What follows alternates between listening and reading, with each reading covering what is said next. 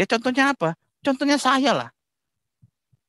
Ya bayangkan saya pesantren dan saya guru ngaji.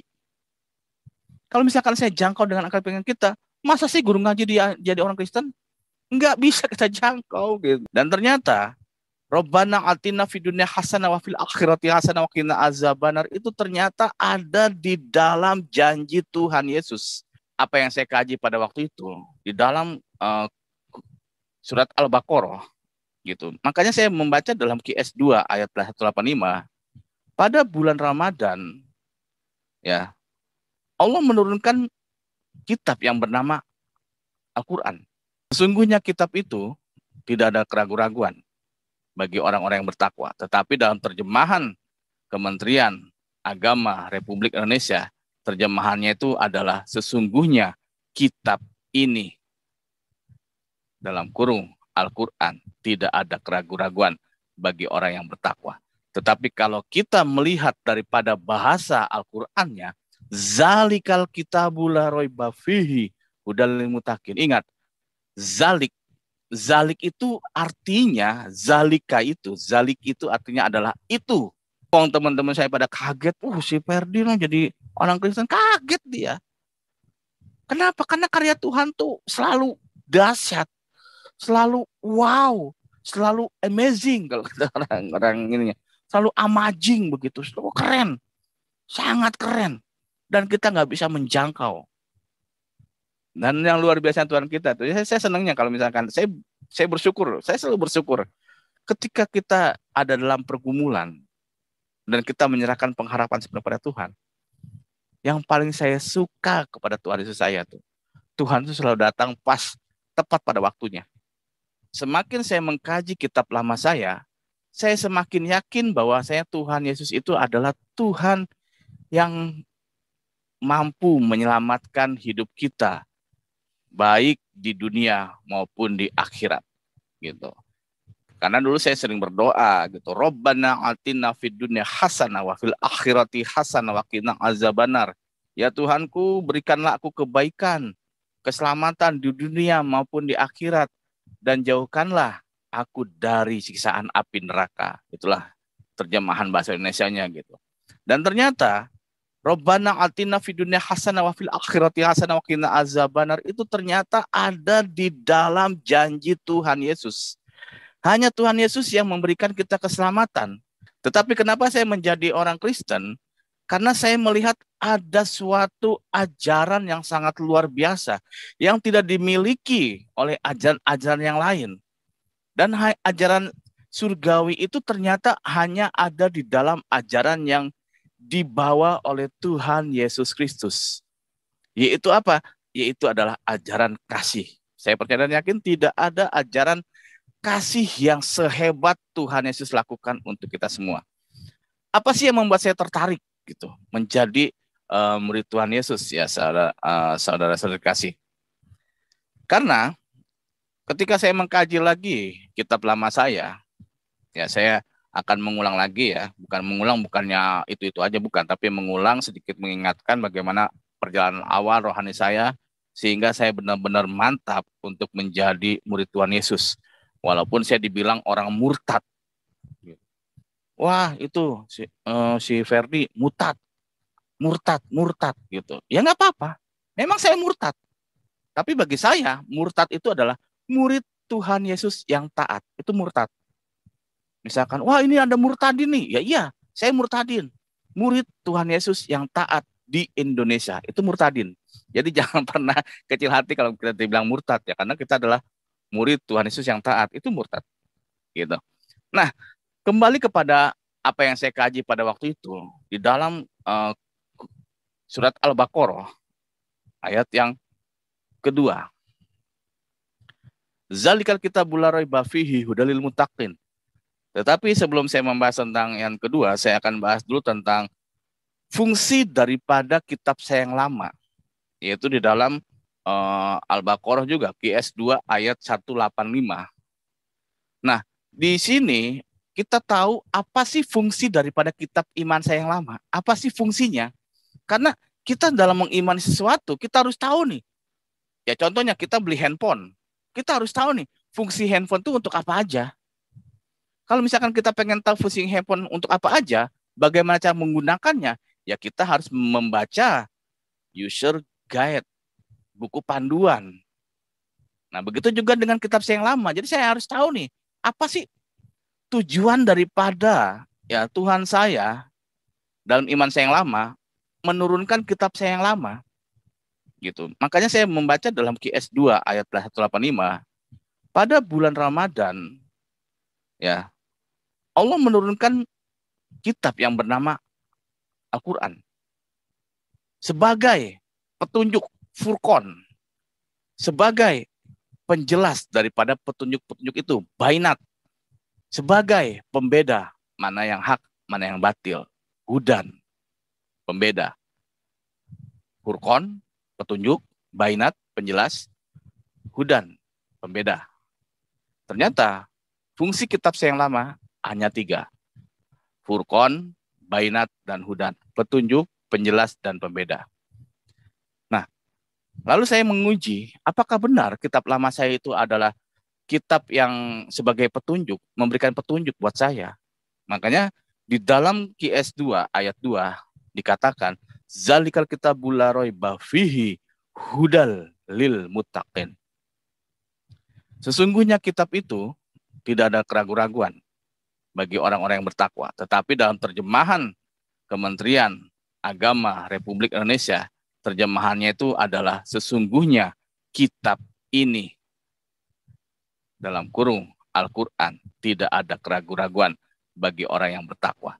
Tetapi kalau kita melihat daripada bahasa Al-Qur'annya, zalikal kitabul la raiba fihi hudal lil muttaqin. Ingat, zalik itu artinya, zalik itu artinya adalah itu, bukan ini. Jadi kalau misalkan mengacu kepada bahasa Arabnya, zalikal kitab arti yang sesungguhnya sesuai dengan bahasa Arabnya, yaitu adalah sesungguhnya kitab itu tidak ada keraguan-raguan bagi orang yang bertakwa. Berarti kitab saya yang lama memberikan petunjuk kepada saya, Muhammad, kitab itu tuh, ya kalau kata manusianya begitu kali ya bahasa manusianya, kitab itu tuh nggak ada keraguan-raguan buat orang yang bertakwa. Ingat, buat orang yang bertakwa, bukan buat orang yang beragama iman saya yang lama, tetapi dikatakan buat orang yang bertakwa. Jadi satu poin saya dapatkan ketika saya mengkaji kitab lama saya, ternyata kitab saya yang lama saja memberitahukan bahwasanya kitab itu tidak ada keraguan-raguan bagi orang yang bertakwa. Kitab apa itu? Ya kitab selain daripada kitab iman saya, ya apalagi? Yaitu adalah Taurat dan Injil. Ternyata Taurat dan Injil itu tidak ada keraguan-raguan bagi orang-orang yang bertakwa, begitu. Lalu saya mencari lagi, apakah benar ibaratnya kitab iman saya lama itu adalah sebagai petunjuk? Ya, saya buka lagi dalam Quran surat Al-Hadid ayat ketiga dikatakan huwal awalu huwal akhiru. Dialah yang awal dan dialah yang akhir. Waktu pertama saya membaca ayat ini gitu, ya saya lihat-lihat aja gitu. Oh, artinya tuh benar, dialah yang awal dan yang akhir. Memang ya. Huwal awalu huwal akhiru. Dialah yang awal dan dialah yang akhir. Tetapi kalau misalkan kita mengkaji lagi dari bahasa aslinya, huwa itu adalah panggilan bagi seorang laki-laki. Lalu saya di situ berpikir, lalu di situ Tuhan memberikan hikmat kepada saya, saudara-saudara kasih.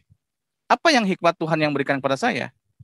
Di dalam iman saya yang lama, saya berkeyakinan bahwasanya Tuhan yang saya imani dulu itu bukan laki-laki ataupun bukan berjenis perempuan.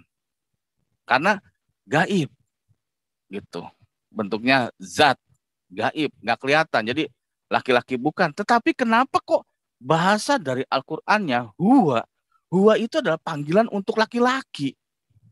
Dan kenapa kalau misalkan saya langsung dapat hikmatnya begini, ini nih kitab ini nih Tuhan saya yang turunkan, kok kenapa kok bahasanya dia bukan aku? Seolah-olah Tuhan saya yang lama itu memberikan satu petunjuk kepada saya. Huwal awalu wal akhiru. Dialah yang awal dan dialah yang akhir. Siapakah dia? dikarenakan dia itu adalah huwa, itu adalah panggilan untuk laki-laki, maka Tuhan Yesus berkata dalam Wahyu, akulah Alfa dan Omega. Luar biasa. Gitu. Luar biasa sekali. Sekian ratus tahun Tuhan Yesus sudah menjawab, karena Tuhan Yesus tahu nanti tuh akan ada kitab yang berkata huwal awalu huwal akhiru. Dialah yang awal dan dialah yang akhir. Siapakah dia? Ya, Tuhan Yesus menjawab dulu, akulah Alfa dan Omega. Dan saya bangganya menjadi orang Kristen, menjadi pengikut Tuhan Yesus. Setiap apa yang diucapkan oleh firman Tuhan, Tuhan Yesus selalu berkata, aku. Enggak pernah berkata dia. Tuhan Yesus selalu bilang aku.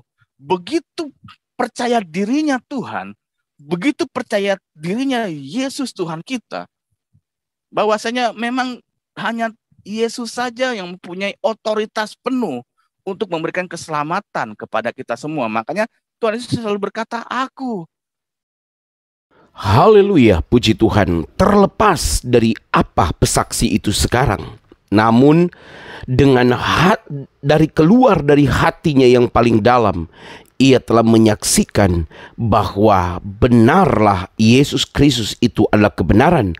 Bahkan dia membongkar secara sadar tentang sesuatu yang wrong mengenai kitabnya yang lama. Saudara-saudara, itu adalah curahan isi hatinya dan alasan mengapa ia menjadi murid Yesus.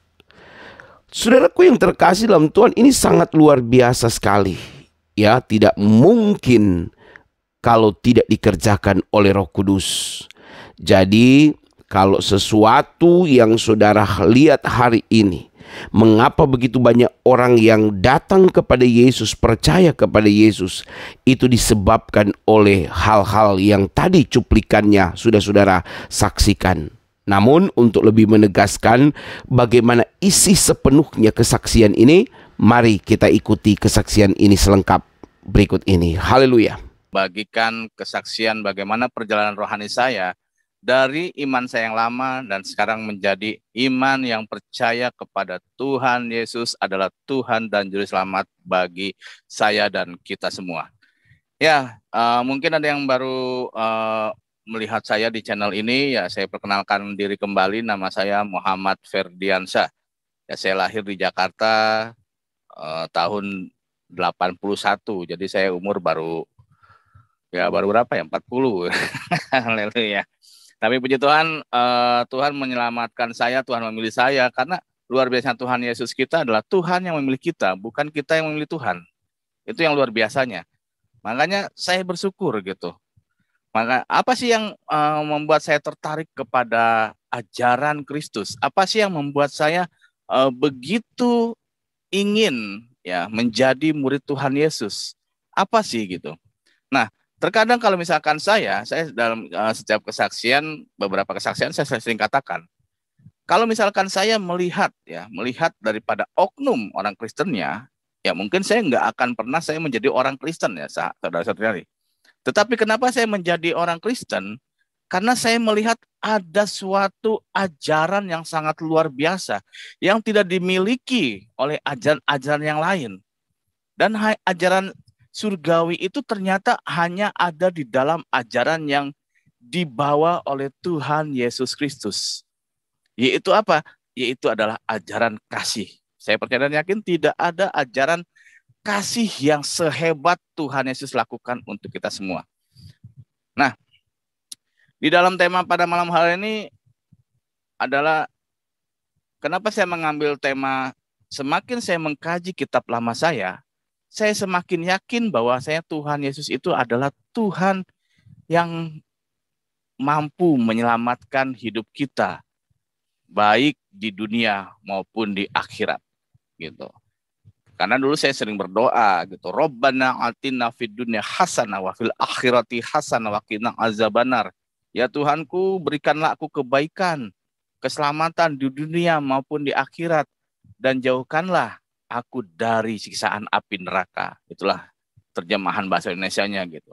Dan ternyata Robbana atina fid dunya hasanah wa fil akhirati hasanah wa qina azabannar itu ternyata ada di dalam janji Tuhan Yesus. Hanya Tuhan Yesus yang memberikan kita keselamatan. Gitu. Makanya Tuhan Yesus di dalam Yohanes pasal 14 ayat yang ke-6 gitu. Akulah jalan dan kebenaran dan hidup. Tidak ada seorang pun yang bisa datang kepada Bapa kalau tidak melalui aku. Jadi kita ini nggak bisa datang ke surga, kita nggak bisa masuk ke surga, dan kita nggak bisa ya menjadi warga kerajaan Allah kalau kita tidak hidup dalam iman kepada Tuhan Yesus. Karena Tuhan mengatakan apa? Akulah jalan. Jadi kalau misalkan kita ikut Yesus, kita nih bakal dapat jalan.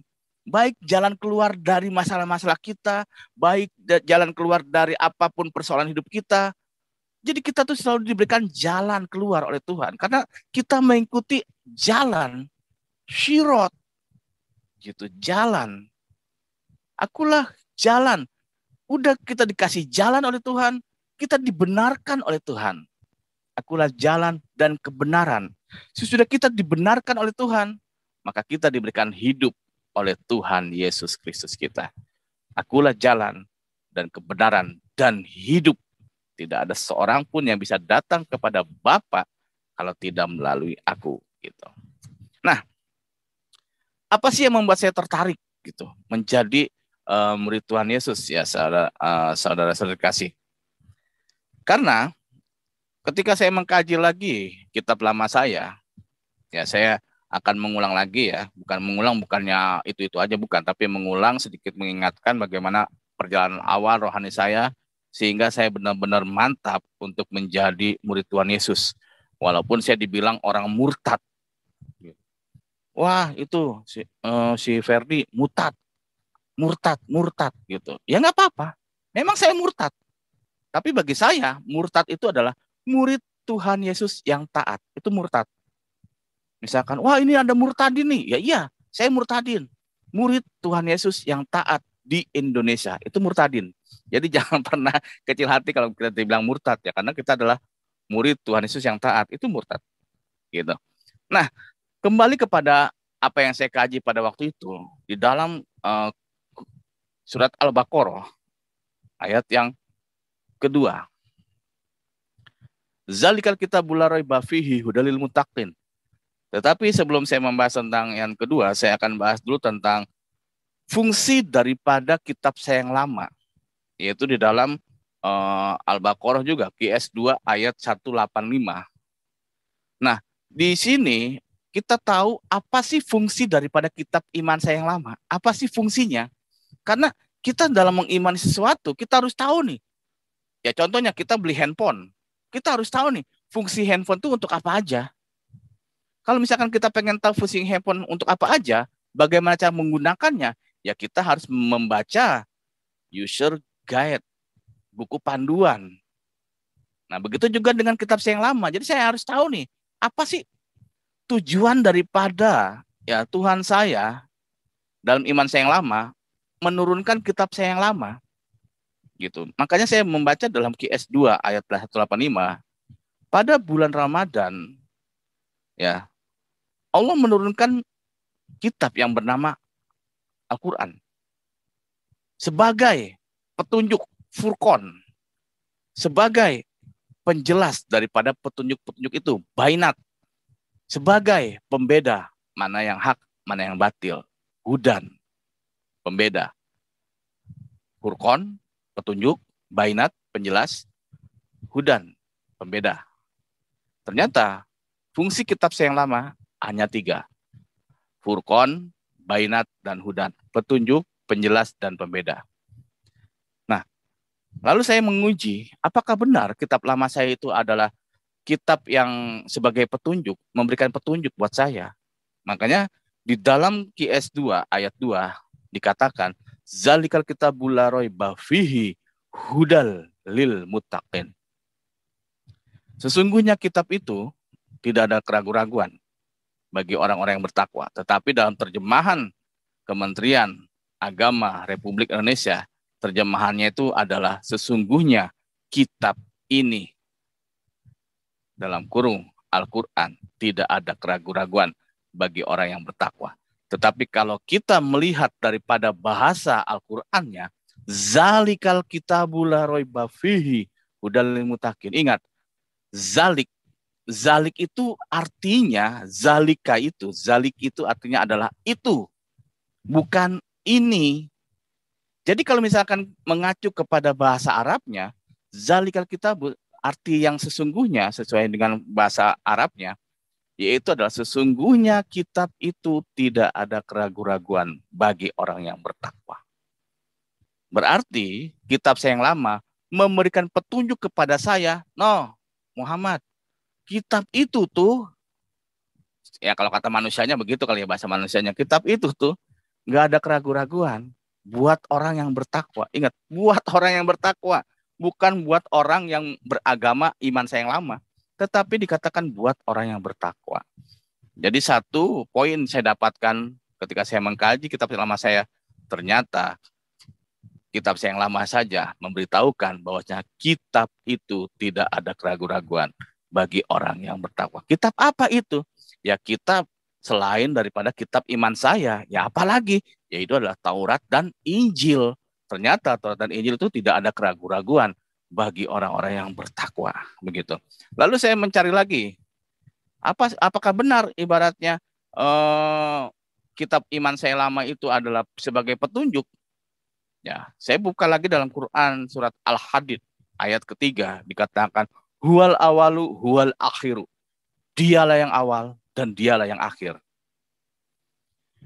Waktu pertama saya membaca ayat ini gitu, ya saya lihat-lihat aja gitu. Oh, artinya tuh benar, dialah yang awal dan akhir. Memang ya. Huwal awalu huwal akhiru. Dialah yang awal dan dialah yang akhir. Tetapi kalau misalkan kita mengkaji lagi dari bahasa aslinya, huwa itu adalah panggilan bagi seorang laki-laki. Lalu saya di situ berpikir, lalu di situ Tuhan memberikan hikmat kepada saya, saudara-saudara kasih. Apa yang hikmat Tuhan yang berikan kepada saya?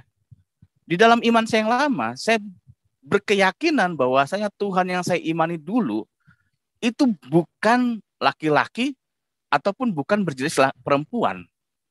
Karena gaib gitu. Bentuknya zat, gaib, nggak kelihatan. Jadi laki-laki bukan. Tetapi kenapa kok bahasa dari Al-Qur'annya huwa itu adalah panggilan untuk laki-laki. Dan kenapa kalau misalkan saya langsung dapat hikmatnya begini. Ini nih kitab ini nih Tuhan saya yang turunkan. Kok kenapa kok bahasanya dia bukan aku? Seolah-olah Tuhan saya yang lama itu memberikan satu petunjuk pada saya. Huwal awalu wal akhiru. Dialah yang awal dan dialah yang akhir. Siapakah dia? Dikarenakan dia itu adalah huwa itu adalah panggilan untuk laki-laki, maka Tuhan Yesus berkata dalam Wahyu, akulah Alfa dan Omega. Luar biasa. Gitu. Luar biasa sekali. Sekian ratus tahun Tuhan Yesus sudah menjawab, karena Tuhan Yesus tahu nanti tuh akan ada kitab yang berkata huwal awalu huwal akhiru. Dialah yang awal dan dialah yang akhir. Siapakah dia? Ya, Tuhan Yesus menjawab dulu, akulah Alfa dan Omega. Dan saya bangganya menjadi orang Kristen, menjadi pengikut Tuhan Yesus. Setiap apa yang diucapkan oleh firman Tuhan, Tuhan Yesus selalu berkata, aku. Enggak pernah berkata dia. Tuhan Yesus selalu bilang aku. Begitu percaya dirinya Tuhan, begitu percaya dirinya Yesus Tuhan kita, bahwasanya memang hanya Yesus saja yang mempunyai otoritas penuh untuk memberikan keselamatan kepada kita semua. Makanya Tuhan Yesus selalu berkata, aku. Tadi di ayat pembuka saya katakan, akulah jalan dan kebenaran dan hidup. Begitu percaya dirinya Tuhan Yesus. Kenapa? Karena Tuhan tahu. Hanya dialah yang punya otoritas memberikan keselamatan kepada kita semua. Gitu. Lalu, apa sih yang membuat saya jatuh cinta? Kalau kata bahasa gaulnya anak mudanya itu falling in love. Gitu. Falling in love. Gitu. Falling in love kepada Tuhan Yesus. Gitu. Yang pertama, Kita akan baca di dalam Injil Yohanes pasal 10 ayat 11. Injil Yohanes pasal 10 ayat yang ke-11. Maaf, saya sambil minum ya. Ya. Ya. Saya akan bacakan. Akulah gembala yang baik. Gembala yang baik memberikan nyawanya bagi domba-dombanya. Luar biasa. Ayat ini sangat luar biasa. Yesus adalah gembala yang baik. Yesus adalah Tuhan yang baik. Yesus adalah Tuhan yang maha baik. Gembala yang baik ya, memberikan nyawanya bagi domba-dombanya. Kita ini adalah domba-domba yang hilang, yang diselamatkan oleh Tuhan. Kita adalah domba-domba yang sekarang kita dipilih oleh Tuhan untuk menjadi warga kerajaan Allah. Saya katakan, kita ini nggak layak di mata Tuhan, sahabat, saudara-saudara kasih. Kita ini nggak layak di mata Tuhan, sangat-sangat nggak layak. Karena apa? Dosa kita ini terlalu banyak. Kesalahan kita ini nggak, ini kalau misalkan kita hitung pakai kalkulator, mungkin itu kalkulator langsung hang, langsung ngeblank gitu. Saking apa? Saking banyaknya dosa kita. Jadi kalau misalkan secara kasat di mata Tuhan, kalau kita mengkoreksi diri, kita ini sangat nggak layak di mata Tuhan. Begitu juga dan saya ini sangat nggak layak di mata Tuhan. Tapi kenapa Tuhan memilih saya?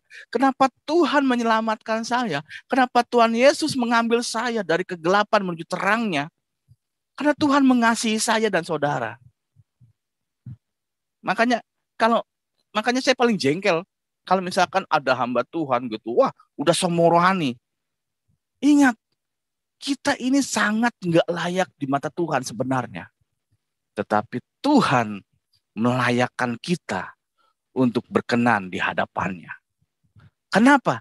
Karena Tuhan sangat mengasihi kita semua. Kenapa saya berani katakan Tuhan sangat mengasihi kita semua? Inilah yang membuat saya jatuh cinta kepada Tuhan. Inilah yang membuat saya semakin mengimani Tuhan Yesus saya, Tuhan Yesus kita semua.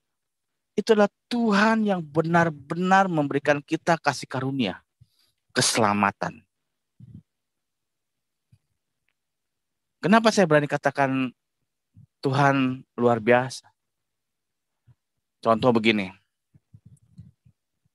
Kalau kita mau mengorbankan diri kita kepada orang yang, pasti kita mau mengorbankan diri kita untuk orang yang paling kita sayangi.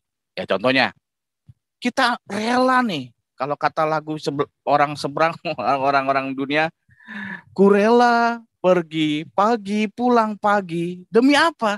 Demi orang yang kita cintai, demi orang yang kita sayangi, yaitu siapa?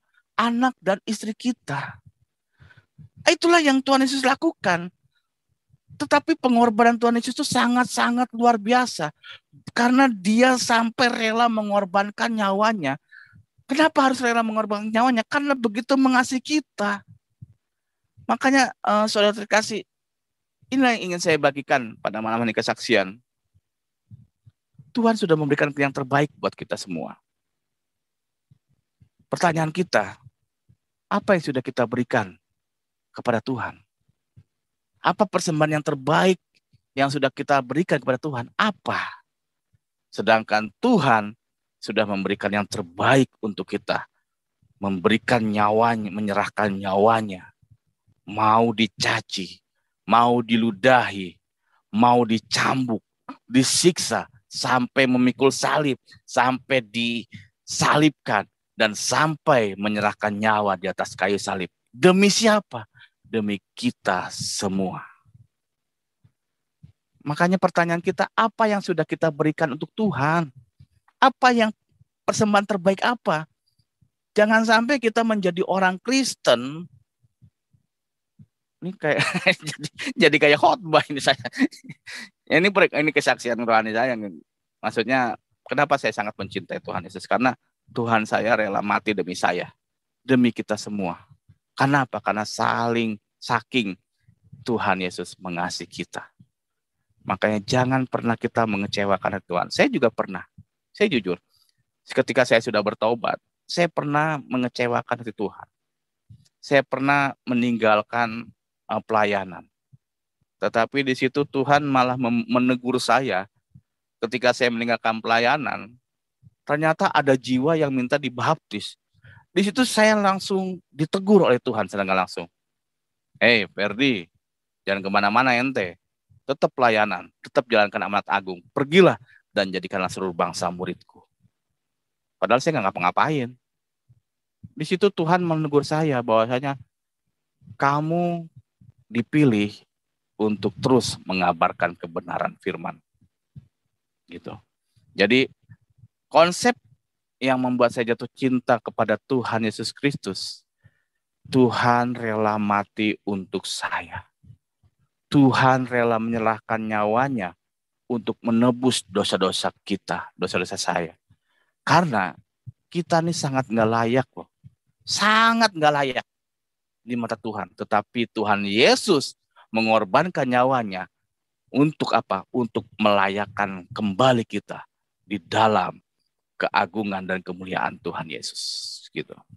Lalu, apa sih yang membuat saya tertarik lagi? Apa sih yang mau saya jatuh cinta sekali sama Tuhan Yesus ketika saya waktu itu dalam mendalami suatu pengajaran Tuhan Yesus? Gitu kan sangat luar biasa sekali. Makanya saya begini, sahabat dan saudara kasih dalam nama Tuhan Yesus. Saya kalau misalkan saya lebih senang ya disebut murid Tuhan Yesus gitu. Iya.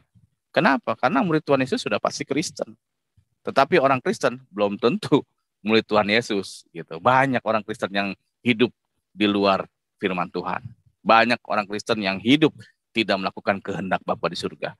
Tetapi Bapa surga katakan, Tuhan Yesus katakan, bukan setiap orang yang berseru kepadaku Tuhan, Tuhan akan masuk ke dalam kerajaan surga. Melainkan ia yang melakukan kehendak Bapakku di surga. Apa kehendak Bapa di surga? Berikan yang terbaik buat Tuhan, gitu. Nah, apa sih yang membuat kita layak di mata Tuhan? Kita buka lagi dalam Yohanes, masih dalam Injil Yohanes, pasal yang ke-8, ayat yang ke-34. Dalam Injil Yohanes pasal 8. Jadi saya selalu menggali karena saya nggak mau nih iman saya ini cuman hanya main-main saja gitu. Di sini di pasal ayat yang ke-34 dikatakan, kata Yesus kepada mereka, aku berkata kepadamu sesungguhnya setiap orang yang berbuat dosa adalah hamba dosa. Ayat ke-35-nya, dan hamba tidak tetap tinggal dalam rumah, tetapi anak tinggal dalam rumah. Ayat ke-36-nya, jadi apabila anak itu memerdekakan kamu, kamu pun benar-benar merdeka. Kita sudah dimerdekakan dari dosa oleh Tuhan. Kita sudah dimerdekakan oleh Tuhan Yesus Kristus kita. Gitu. Karena kita ini adalah hamba dosa dulunya. Saya ini adalah hamba dosa Tuhan. Ketika Tuhan memberikan ayat ini, makanya yang membuat saya jatuh cinta pertama kali itu ya Injil Yohanes gitu. Karena ketika saya membaca Injil Yohanes gitu, oh ternyata Tuhan tuh sangat mengasihi saya. Tuhan tuh mengampuni saya gitu. Saya ini dulu nih waduh parah gitu. Parah sekali saya. Tetapi Tuhan masih memberikan saya kepercayaan. Jadi intinya begini saudara kasih. Ini kesimpulan yang saya dapatkan pada waktu itu.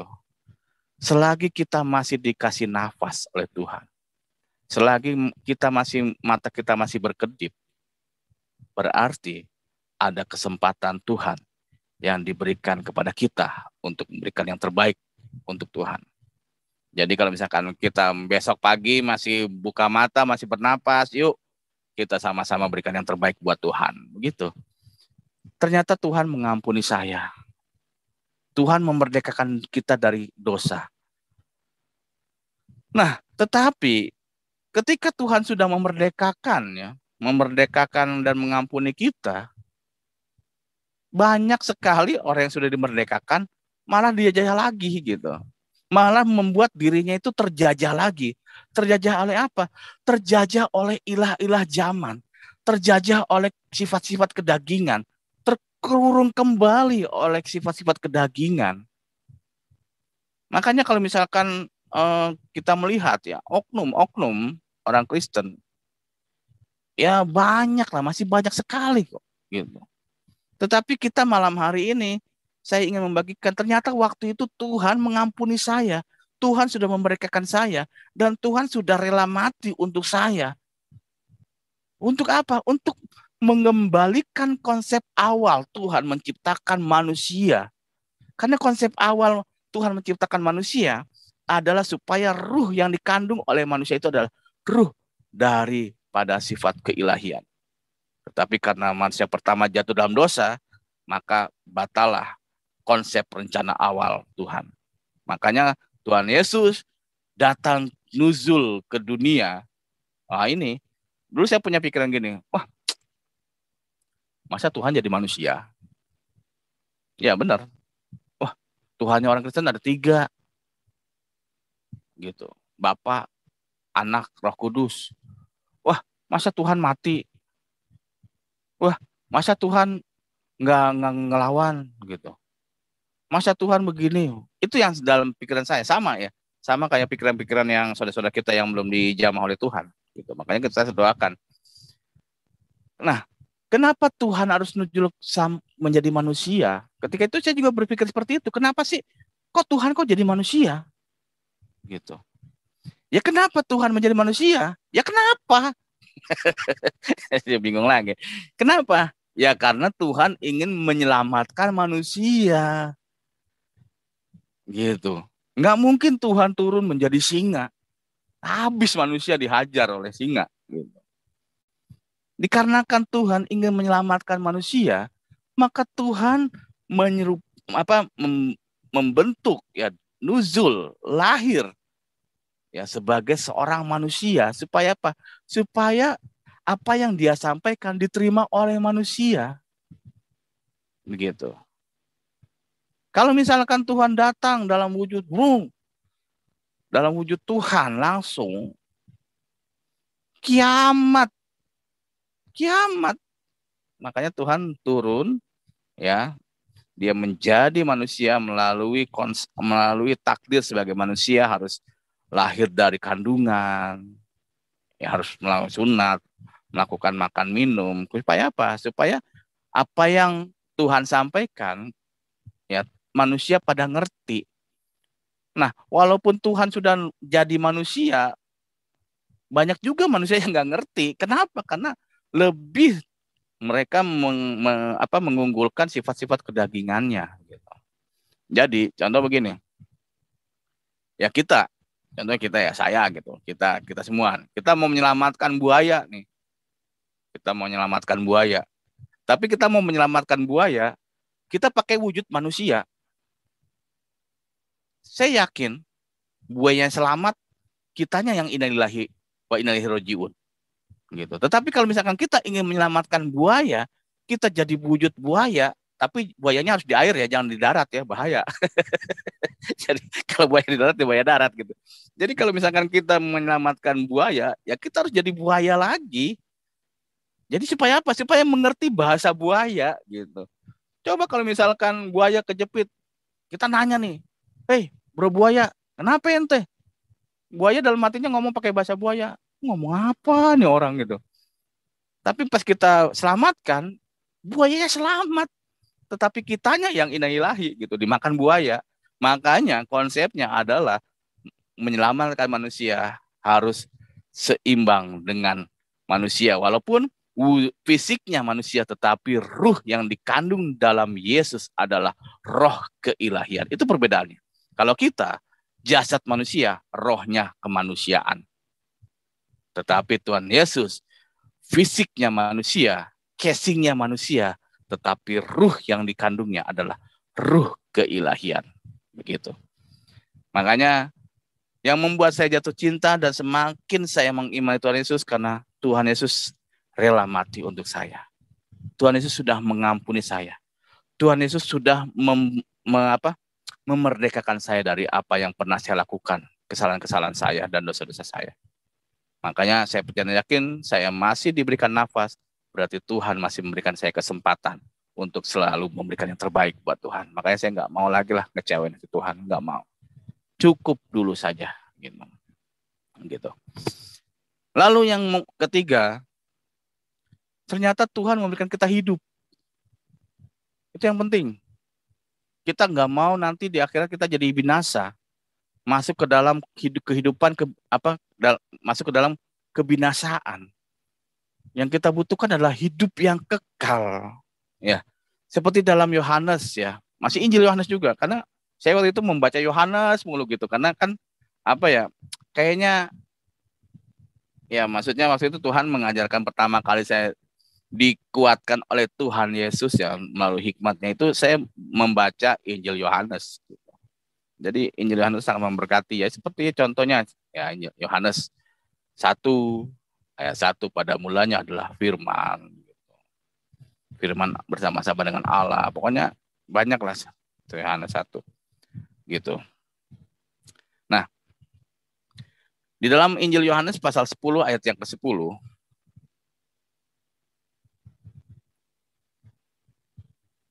Yohanes 10 pasal 10. Nah, pencuri datang hanya mencuri dan membunuh dan membinasakan. Tetapi aku datang, kata Yesus. Yesus datang supaya mereka mempunyai hidup. Supaya kita mempunyai hidup dan mempunyainya dalam segala kelimpahan. Tuhan Yesus datang supaya kita nih mendapatkan kehidupan yang kekal. Tuhan Yesus datang itu untuk memberikan kita segala dengan kelimpahannya. Luar biasa sekali begitu. Tetapi pencuri datang untuk mencuri dan membunuh dan membinasakan. Iblis datang untuk mencuri, membunuh dan membinasakan. Tetapi Tuhan Yesus datang nuzul ke dunia untuk memberikan kita kehidupan. Makanya Tuhan Yesus katakan, akulah jalan dan kebenaran dan hidup. Selalu konsisten. Ucapan Tuhan Yesus kita itu selalu sinkron. Enggak ayatnya tuh enggak beda-beda. Misalkan di Injil Yohanes ngomong A, tiba-tiba di Matius ngomong B, tiba-tiba di Injil Markus ngomong E. Enggak, selalu konsisten.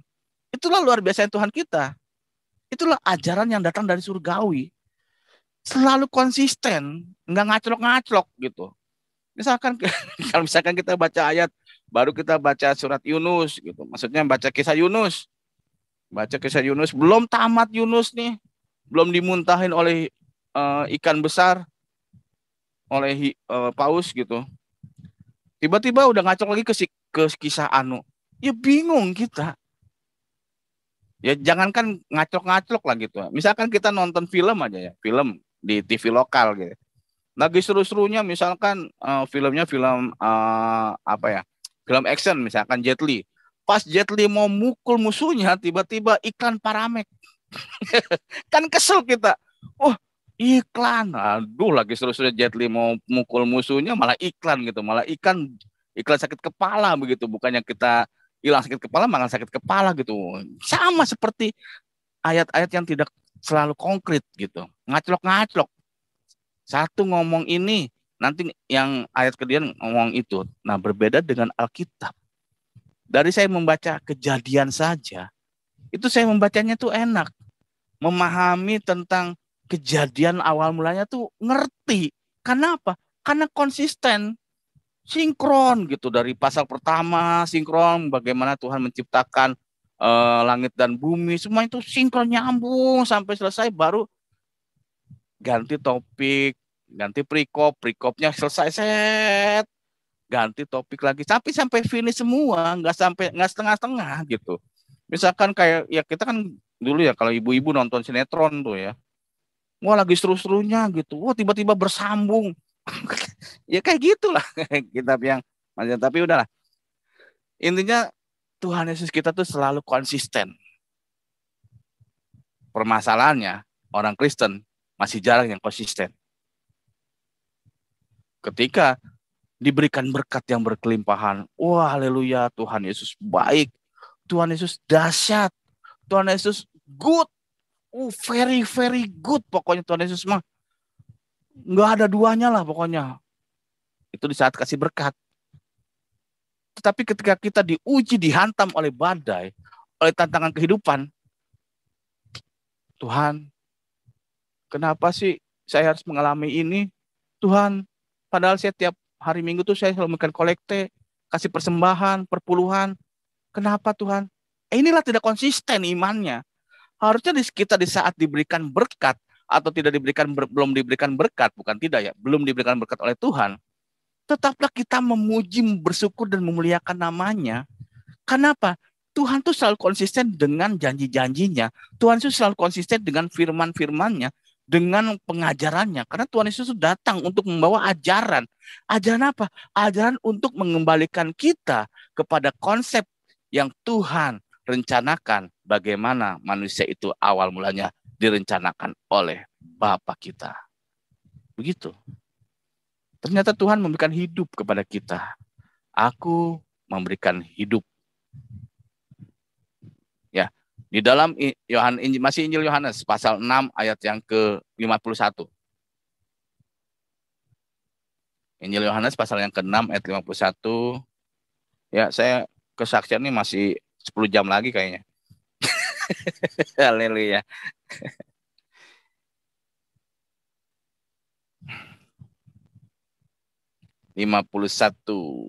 Oke. Oh, sabar, ada notif jadi nggak kelihatan ayatnya. Oh ya, oke. Akulah roti hidup yang turun dari sorga. Jikalau seorang dah makan dan dari roti ini, ia akan hidup selama-lamanya. Dan roti yang kuberikan itu ialah dagingku yang kuberikan untuk hidup dunia. Kita diberikan roti kehidupan oleh Tuhan. Kenapa kita diberikan roti? Roti itu berbicara tentang pengorbanan Tuhan. Makanya kalau misalkan kenapa banyak orang Kristen yang tidak hidup dalam sesuai koridor firman Tuhan? Kenapa banyak orang Kristen yang tidak hidup dalam jalur Alkitab? Kenapa? Karena dia tidak menerima roti itu dengan imannya. Dia tidak melihat bagaimana pengorbanan Tuhan Yesus untuk waktu itu menebus kita semua. Begitu juga dengan saya dulu. Ketika saya dulu menghujat Tuhan Yesus, ketika saya dulu bilang masa orang Kristen Tuhannya 3, masa orang Kristen kok nyembah manusia, masa Tuhan kok disalib. Dikarenakan Tuhan memberikan rotinya, pengorbanannya untuk menebus saya, untuk mengangkat saya dari ruang kegelapan menuju terang dunia, menuju terangnya yang ajaib. Itu karena Tuhan mengorbankan dirinya yang disimbolkan oleh roti, dilambangkan oleh roti. Makanya kalau misalkan perjamuan kudus, waduh, kita bayangkan bagaimana kita ini ditebus oleh Tuhan gitu. Kalau kita misalkan perjamuan kudus tuh, bayangin kita kita bayangkan bahwasanya Tuhan Yesus tuh disiksa, disalib, darahnya tercurah, bahkan sampai mati. Aduh, saya kalau misalkan perjamuan itu selalu membayangkan tuh saya tuh, aduh, Tuhan tuh sangat luar biasa. Tuhan rela mengorbankan nyawanya demi kita, sahabat. Tuhan rela mengorbankan, mencurahkan darahnya untuk kita. Nggak ada Tuhan yang seperti Tuhan kita. Kenapa Tuhan berani seperti itu? Karena Tuhan sayang sama kita semua. Gitu. Ya. Ketika saya sudah membaca Injil Yohanes, walaupun saya nggak penuh ya, maksudnya ya pengajaran yang pertama itu dari Injil Yohanes. Lalu ya kemarin saya sudah sampaikan dalam kesaksian saya yang pertama, bagaimana supaya kita diselamatkan oleh Tuhan. Bagaimana caranya supaya kita diselamatkan oleh Tuhan Yesus? Bagaimana kita menjadi warga kerajaan Allah? Ya di dalam Markus ya, Injil Markus pasal 16 ayat 16 dikatakan, barang siapa yang percaya dan dibaptis, maka ia akan diselamatkan. Barang siapa yang tidak percaya, maka ia akan dihukum. Gitu. Siapa yang percaya dan dibaptis akan diselamatkan. Percaya saja nggak cukup. Oh, saya percaya. bahwasanya Yesus itu adalah utusan. Saya percaya Yesus itu ada, tapi nggak dibaptis. Baptis itu adalah lambang pertobatan. Gitu. Kalau percaya doang nggak cukup kata Tuhan, tapi harus baptis. Maka ia baru akan diselamatkan. Pembaptisan itu adalah berbicara tentang simbol pertobatan. Simbol kita menguburkan sifat-sifat masa lama kita, masa lalu kita. Simbol di mana kita menguburkan dosa-dosa kita, menanggalkan jubah lama kita, menanggalkan kebiasaan lama kita, dan menanggalkan segala tingkah laku kita yang tidak berkenan di hadapan Tuhan. Itulah simbol pembaptisan. Jadi kita iman, kita bertobat, kita akan diselamatkan. Tapi kalau misalkan tidak percaya, akan dihukum. Nggak dibaptis, akan dihukum. Begitu. Kenapa? Karena memang Yesus itu adalah luar biasa bagi saya. Wah, satu pribadi ya yang sangat luar biasa. Tuhan yang benar-benar real, benar-benar layak untuk dipanggil Tuhan.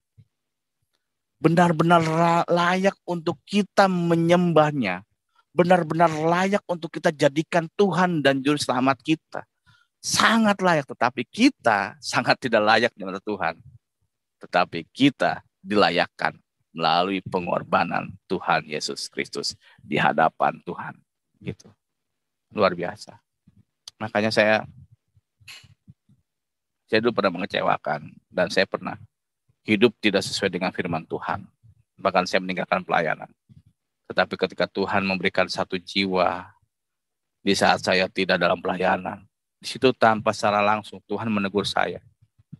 Perdi, lu jangan kemana-mana, tetap pelayanan, tetap cari jiwa. Gitu, tetaplah berbuah. Karena apa? Karena Yesus adalah pokok anggur. Kita buka dalam Injil Yohanes pasal 15 ayat 1 sampai 15. Di situ Tuhan berbicara tentang akulah pokok anggur. Gitu. Akulah pokok anggur yang benar. Gitu. Yohanes 15, Pak. Itu Markus. Ya, Yohanes 15. Akulah pokok anggur yang benar, kata Yesus. Yesus adalah pokok anggur yang benar dan Bapakkulah pengusahanya. Ingat nih. Ini teguran buat saya pada waktu itu. Ya, saya sih berharap kita semua diberkati ya dengan firman Tuhan ini, karena saya sangat diberkati sekali dan saya sangat ditegur sekali. Setiap ranting padaku yang tidak berbuah, apa yang Tuhan Yesus katakan? Ia akan dipotong. Setiap yang berbuah dibersihkan. Supaya apa? Supaya terus lebih banyak berbuah gitu. Ya, next ayat ketiganya, Pak. Bisa diseledingkan gitu. Kamu memang sudah bersih karena firman yang telah kukatakan kepadamu. Tinggallah di dalam aku, kata Yesus. Yesus nyuruh tuh tinggal, ayo tinggal dalam aku. Dan aku ada dalam kamu. Sama seperti ranting yang tidak berbuah. Ingat, setiap orang yang tidak memberikan yang terbaik untuk Tuhan, itu sama saja seperti ranting yang tidak berbuah. Ya. Jadi, dari dirinya sendiri, kalau ia tidak tinggal dalam pokok anggur, demikian juga kamu tidak berbuah jikalau kamu tidak tinggal di dalam aku.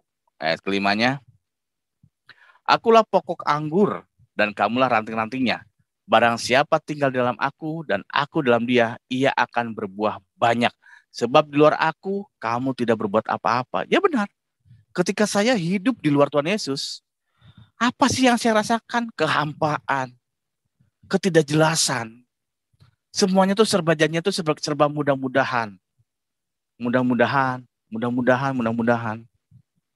Gitu. Tetapi ketika saya beriman kepada Tuhan Yesus pasti nggak pakai mudah-mudahan, nggak pakai waduh lupa nih gitu, enggak. Janji Tuhan Yesus adalah ya dan amin. Pertanyaannya, apakah kita selalu setia menantikan janji Tuhan? Nah, itu pertanyaannya kadang-kadang orang Kristen ya. Ya termasuk saya juga dulu kayak gitu. Wah, Tuhan kenapa ya? Tuhan kenapa ya? Sama juga saya seperti itu. Itu proses pendewasaan iman yang Tuhan Yesus ajarkan kepada kita semua. Tetapi kita sekarang yang sudah dengan zaman terbuka seperti ini, zaman online, internet terbuka begini, YouTube atau apapun, justru kita semakin mengenal ya siapa pribadi Tuhan kita yang luar biasa ini. Gitu. Nah, jadi Tuhan Yesus katakan setiap ranting yang tidak berbuah maka ia akan dipotong. Sudah dipotong dibuang. Sudah dibuang dicampakkan. Sudah dicampakkan akan dibakar. Bayangkan. Makanya kita sebagai ranting-ranting Tuhan, kita adalah ranting-ranting anggur yang pokoknya adalah Tuhan Yesus gitu. Kalau ranting kita ini rantingnya nggak berbuah, ya kita akan dipotong oleh Tuhan. Akan dibuang, akan dicampakkan, dan akan dibakar. Berbicara tentang kita akan dimasukkan ke dalam kehidupan kebinasaan. Waduh, jangan sampai. Makanya ini teguran yang sangat keras sekali buat saya. Gitu. Nah, lalu ajaran kasih yang saya sangat dapatkan itu ajaran kasih yang selanjutnya. Mana ada sih ajaran kasih seperti yang Tuhan Yesus ajarkan kepada kita. Gitu. Bayangkan, doakanlah orang yang berbuat jahat kepadamu. Mintalah berkat buat orang yang mencaci kamu. Waduh, inilah ajaran yang sangat luar biasa begitu. Walaupun kita ini ya maksudnya saya dulu wah kalau misalkan saya dihina, itu bahkan saya kejar sampai manapun itu. Tetapi ketika saya hidup dalam Tuhan sekarang saat ini, ya puji Tuhan.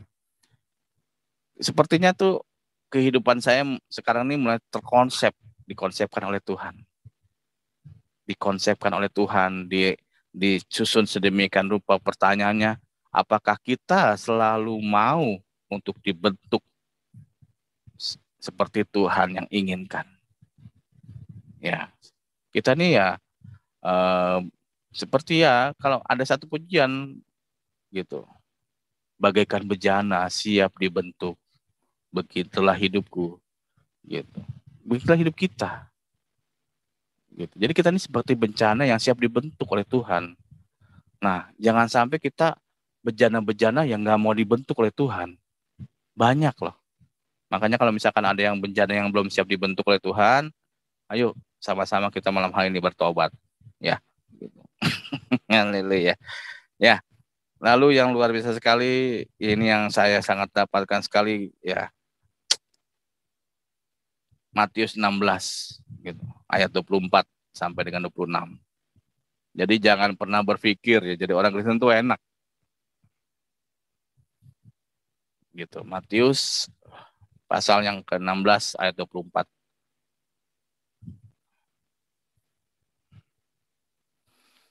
Lalu Yesus berkata kepada murid-muridnya, setiap orang yang mau mengikut aku, setiap kita yang mau mengikut Yesus, setiap kita yang mau mengimani Yesus, ia harus menyangkal dirinya dan memikul salibnya dan mengikut aku. Jadi saya tegaskan, stop berbicara fitnah kalau orang dari luar iman Kristen, lalu dia mengimani Yesus sebagai Tuhan dan Juru Selamat, itu gara-gara dibayar oleh gereja, dibayar oleh hamba Tuhan. Nih, baca ayatnya. Saya juga mengatakan itu kepada istri saya.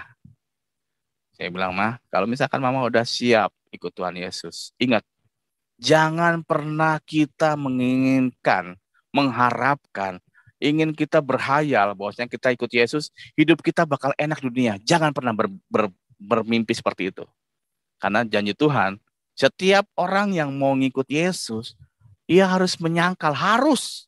Ingat, harus itu berbicara tentang wajib. Kudu kalau kata bahasa Sundanya, kudu gitu. Kudu nyangkal dirinya, kudu menyangkal dirinya, memikul salib dan mengikut aku. Jadi jangan pernah kita berharap, Bi, nanti kalau kita jadi orang Kristen kita bakal punya rumah, punya ini. Jangan, gitu. Jangan pernah berharap seperti itu. Tetapi kita selalu yakin. Yang penting kita mendapatkan endingnya, finishnya. Apa finishnya? Ketika kita setia dalam Yesus, finishnya adalah kita menjadi warga kerajaan Allah. Gitu. Saya ada berapa waktu lagi, Pak? Masih ada waktu, Pak. Ya, kurang lebih 10-15 menit, Pak. Silakan. Oke, ya 10-15 jam lagi ya, Pak ya. Oke. Ya. Nah, lalu jadi poin-poin yang saya dapatkan pada waktu itu ketika saya ya sesudah saya mengupas ya kitab-kitab lama saya ya memang kitab-kitab lama karena memang kitab yang saya imani dulu bukan hanya satu saja, gitu, ada beberapa, gitu. Yaitu ada hadis, ada yang lain-lain banyak. Tetapi induknya satu, gitu. Ternyata saya tidak pernah mendapatkan konsep pengajaran seperti yang Tuhan Yesus berikan kepada saya sampai detik ini. Tidak pernah saya dapatkan. Di kitab lama saya malah bilang, bunuhlah dimanapun kamu menemui mereka, yaitu orang-orang munafik, orang-orang musyrik. Tetapi Tuhan Yesus ajarkan apa? Apabila kamu ditampar pipi kanan, maka berikanlah pipi kiri. Kalau kamu ditampar lagi pipi kiri, berikanlah jidat yang atas. Kalau kamu masih ditampar jidat atas, kasih aja bunga, ya, beserta pot-potnya. Enggak bercanda. Jadi Tuhan Yesus itu sangat luar biasa. Dan kasihan itu sangat luar biasa. Kasihilah musuhmu, kasihilah musuhmu, dan doakanlah mereka. Makanya dulu ketika saya pertama-tama masih berapi-api, masih on fire begitu. Maksudnya masih kasih mula-mula. Wah, pokoknya kalau misalkan saya melihat saudara saya masih di seberang sana gitu, keimanan yang lama gitu, wah udah habis saya. Tapi setelah saya melalui proses pendewasaan rohani, ya walaupun sekarang bukan berarti saya bicara seperti itu, saya sudah dewasa secara rohani, bukan. Tetapi sampai detik ini juga Tuhan masih memproses kerohanian saya, keimanan saya gitu. Nah, selesainya Tuhan Yesus memproses keimanan saya, ya nanti setelah saya game over, wafat, baru selesailah prosesnya. Makanya ketika kita masih ada di dunia, saya katakan kita masih terus diproses oleh Tuhan. Ya walaupun sudah menjadi hamba Tuhan yang sangat luar biasa, tetap kita akan diproses. Gitu. Kasihlah musuhmu dan doakanlah mereka. Jadi sekarang saya kalau misalkan ada orang-orang ya yang menghujat tentang Tuhan kita, nggak ngerti. Kenapa? Jangan pernah, dulu kenapa saya bisa bilang Tuhannya orang Kristen itu 3? Kenapa? Karena saya mengkonsep Tuhannya orang Kristen dulu itu dengan konsep akal manusia kita, akal manusia saya. Tetapi setelah saya hidup dalam Tuhan, bahwasanya konsep daripada keilahian Tuhan Yesus nggak bisa kita jabarkan dengan akal manusia kita. Jangankan konsep keilahiannya, karya mukjizatnya saja itu nggak bisa kita bayangkan dan kita bisa tebak dengan akal manusia kita, enggak. Karena karya Tuhan tuh bukan karya manusia. Karya Tuhan tuh kita tidak bisa jangkau dengan akal pikiran kita. Makanya ketika kita sudah mengimani Tuhan, jangan pernah kita sekali-sekali mengkonsep ajaran Tuhan Yesus dengan akal manusia kita. Kalau misalkan kita menjabarkan tentang ajaran tentang Tuhan Yesus dengan akal pikiran kita, maka ajaran Tuhan Yesus akan selalu diakal-akalin manusia. Jangan. Makanya Raja Salomo selalu Raja Salomo minta dari Tuhan?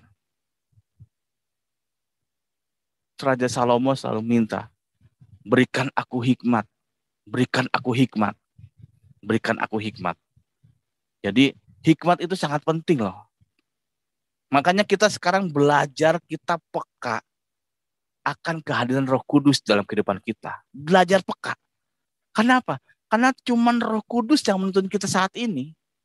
Tapi kalau kita nggak peka, kita nggak merasakan kehadiran Roh Kudus di kehidupan kita. Makanya belajar kita peka lah. Gitu. Saya juga masih belajar. Gitu. Tuhan, apakah ini mau Tuhan? Tuhan, apakah ini maunya Engkau? Gitu. Karena karya Tuhan nih, aduh kita nih nggak bisa jangkau dengan akal pikiran kita, nggak bisa. Mujizat karya Tuhan tuh nggak bisa kita jangkau gitu. Ya contohnya apa? Contohnya saya lah. Ya bayangkan saya pesantren dan saya guru ngaji. Kalau misalkan saya jangkau dengan akal pikiran kita, masa sih guru ngaji dia jadi orang Kristen? Nggak bisa kita jangkau gitu. Uang teman-teman saya pada kaget, si Ferdi jadi orang Kristen, kaget dia. Kenapa? Karena karya Tuhan tuh selalu dahsyat, selalu wow, selalu amazing kalau kata orang ini, selalu amazing begitu, selalu keren, sangat keren, dan kita nggak bisa menjangkau. Dan yang luar biasa Tuhan kita tuh, saya senangnya kalau misalkan saya bersyukur, saya selalu bersyukur ketika kita ada dalam pergumulan dan kita menyerahkan pengharapan sepenuhnya pada Tuhan. Yang paling saya suka kepada Tuhan Yesus saya tuh, Tuhan itu selalu datang pas tepat pada waktunya. Injury time. Kadang-kadang di saat kita udah mau tepar-tepar nih, pertolongan Tuhan datang. Tes. Kenapa? Karena Tuhan tahu kapan Tuhan harus menolong dia. Karena Tuhan tahu waktunya kapan Tuhan harus menolong kita semua. Terkadang kita yang nggak sabar menanti janji Tuhan. Terkadang kita yang pengen buru-buru, pengen instan. Misalkan kita doa, kalau misalkan doa, Tuhan berikanlah berkat-Mu gitu. Besoknya belum dapat berkat gitu. Wah Tuhan kok doanya nggak dijawab gitu. Makanya kalau pengen doa dijawab, pengen dijawab Tuhan, gampang. Hanya doa yang dijawab satu yang langsung dijawab oleh Tuhan adalah doa makan. Gitu. Doa makan. Kita mau makan, kita doa. Kita udah Tuhan berkati makanan ini gitu. Pas kita buka, wah makanan udah ada gitu. Ya iyalah, karena kita mau makan. Itu langsung dikasih oleh Tuhan tuh. Tapi kalau misalkan yang lain-lain tuh butuh proses gitu. Nah, pertanyaan kita, apakah kita selalu setia menanti janji Tuhan? Gitu. Jangan kita pernah lunglai, letih gitu. Percaya dan yakin pertolongan Tuhan selalu ada buat kita. Apapun pergumulan kita, seberat apapun permasalahan kita, tetapi ingat, ketika permasalahan itu sudah dituntaskan oleh Tuhan, kita jangan bikin masalah lagi. Terkadang manusia begitu ya, saudara kasih. Ketika kita bergumul Tuhan, suara saya putus-putus ya Pak? Bagus Pak. Pak, bagus. Enggak, soalnya ada yang WhatsApp saya dari sahabat saya katanya soalnya putus-putus begitu. Bagus, jelas enggak, Pak. Ya? Oke, baik. Ya, jadi ketika kita berharap pada Tuhan, gitu. Jadi kebanyakan orang tuh ketika kita diberikan diberikan jalan keluar dari masalah kita, beban hidup kita. Misalkan Tuhan, saya punya hutang, tolong Tuhan berikan jalan keluar Tuhan supaya saya bisa melunasi hutang-hutang saya Tuhan. Wah bergumul terus ketika Tuhan memberikan jalan keluar sehingga dia mendapatkan berkat, sehingga hutangnya dibebaskan, bisa dilunasi. Tiba-tiba dia ngutang lagi, ya sama aja bohong begitu. Janganlah kita membuat masalah, lalu sesudah masalah itu ada, kita minta Tuhan. Ketika Tuhan nggak jawab, kita mengeluh pada Tuhan. Nah ini nih, mental-mental begini yang harus kita musnahkan dari diri kita. Ketika masalah kita sudah dituntaskan oleh Tuhan, jangan kita bikin masalah lagi. Gitu. Tetaplah hidup dalam kehendak firman Tuhan. Tetaplah hidup sesuai dengan rencana Tuhan. Walaupun terkadang rencana Tuhan itu tidak sesuai dengan keinginan kita. Tetapi percaya dan yakin, Tuhan selalu memberikan rencana yang terindah buat kita semua. Buat saya dan yang menyaksikan live pada malam hari ini. Tuhan tidak pernah memberikan yang tidak indah. Tuhan tidak pernah memberikan yang biasa-biasa aja buat kita. Enggak. Tetapi Tuhan selalu memberikan kita rencana-rencana yang indah, rencana-rencana yang luar biasa, rencana-rencana yang tidak bisa kita jabarkan dengan akal pikiran kita. Dari situ saya mulai paham. Ternyata konsep Tritunggal, konsep keilahian Tuhan Yesus tidak bisa kita jabarkan dengan akal pikiran kita. Kenapa? Karena Tritunggal berbicara bukan oknum, tetapi berbicara tentang kepribadian. Bagaimana kepribadian Yesus kenapa menjadi tiga? Ya kita jangan jangkau dengan akal manusia kita gitu. Karena akal manusia kita tuh begitu. Di konsep 1 tambah 1 tambah 1 sama dengan 3. Nah itu konsepnya. Itu konsep manusia, tetapi konsep Tuhan 1 tambah 1 tambah 1 1 gitu. Itu konsep Tuhan. Kenapa? Karena kita bukan Tuhan dan Tuhan bukan manusia. Jadi jangan pernah kita menjabarkan ya konsep daripada keilahian Tuhan Yesus kita. Kok Tritunggal? Bukan oknum itu. Tritunggal itu bukan berbicara tentang oknum, tetapi berbicara tentang kepribadian. Di situ saya mulai paham, oh ternyata sebelum kitab lama saya berkata, katakanlah bahwasanya Allah itu Esa, Alkitab sudah berkata duluan, Sema Israel, Adonai Ehad. Katakanlah hai bangsa Israel bahwasanya Adonai Esa. Itu. Makanya tetaplah kita meminta hikmat pada Tuhan. Dan selalu percaya pertolongan Tuhan pasti ada. Jawaban dari doa kita pasti akan dinyatakan dalam kehidupan kita. Yang penting kita selalu menaruh pengharapan sepenuhnya kepada Tuhan. Jangan kita pernah mengeluh, Tuhan kenapa? Tuhan kenapa? Oh Tuhan kenapa? Gitu. Baru ngasih perpuluhan sebulan aja udah, Tuhan kenapa kok begini? Jangan. Gitu. Apa yang kamu beri untuk Tuhan belum sebanding dengan Tuhan yang berikan untuk kita semua. Masih terlalu jauh.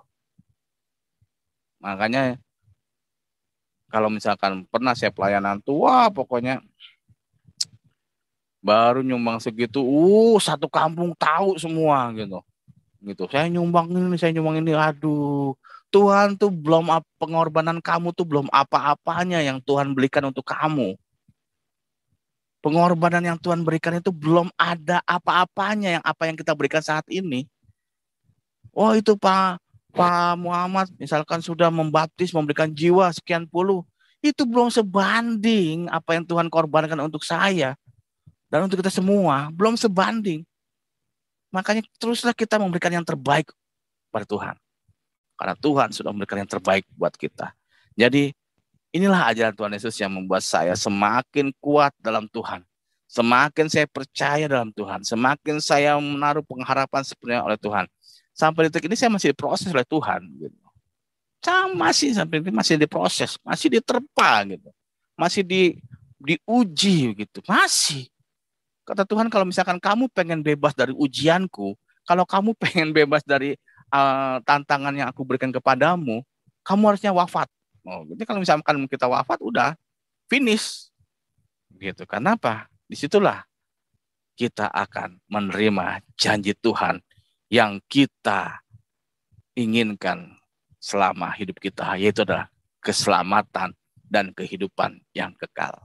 Gitu. Tetaplah kita setia kepada Tuhan, karena hanya dalam nama Tuhan Yesus, karena di dalam Tuhan Yesus kita akan mendapatkan kehidupan yang kekal. Kita akan dikembalikan oleh Tuhan kita menjadi warga kerajaan Firdaus. Ya, mungkin itu saja yang... Puji Tuhan, Tuhan memberkati saudara. Teruslah bagikan tayangan-tayangan kami kepada sekalian banyak orang, supaya mereka juga diberkati oleh Tuhan. Sampai berjumpa lagi dalam program acara kami selanjutnya. Tuhan Yesus memberkati. Shalom, haleluya.